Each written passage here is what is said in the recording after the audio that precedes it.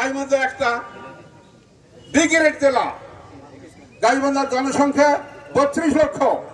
কারোর সঙ্গে আমি প্রতিদ্বন্দ্বিতা করতে চাই না, উদাহরণ হিসেবে ব্যবহার করতেছি আমাদের পার্শ্ববর্তী জেলা কুড়িগ্রাম, যার লোক সংখ্যা মাত্র 20 থেকে 22 লক্ষ।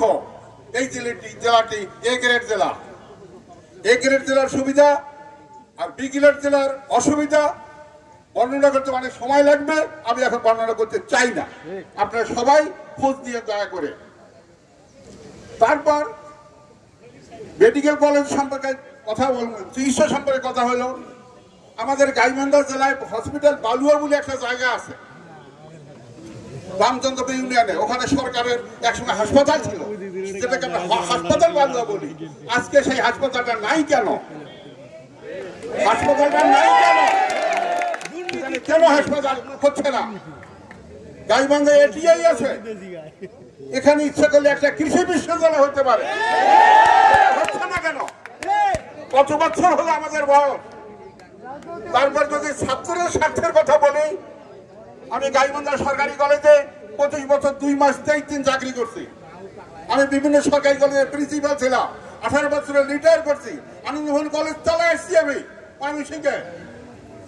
সেখানে আনন্দমোহন কলেজে ছাত্রদের চিকিৎসার জন্য মেডিকেল অফিসার আছে।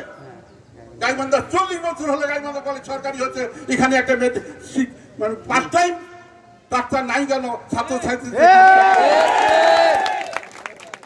40 বছর হলে গাইবান্ধা সরকারি কলেজ হয়েছে।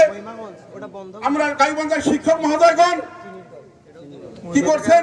আরো বিরুদ্ধে বলছি না, আমি আরো বিরুদ্ধে বলতেছি না, শুধু অবস্থার পরিপ্রেক্ষিতে অবস্থার মানুষকে বোঝানোর জন্য কথা বলছি। আমরা পদের জন্য বহু প্রচেষ্টা করছি, পদ অনেক কটা উন্নতিও হয়েছে। আমার দুঃখ 40 বছর বয়সে কলেজের বয়স হলো গাইবান্ধা মসজিদের ইমাম সাহেবের পদটি সরকারি হয়নি, মসজিদ সাহেবের পদটি সরকারি হয়নি।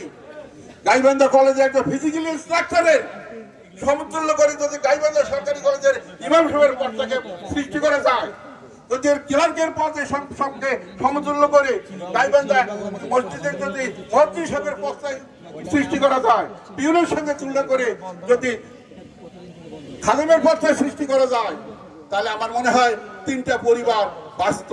এরা আমাদের এখানকারই লোক।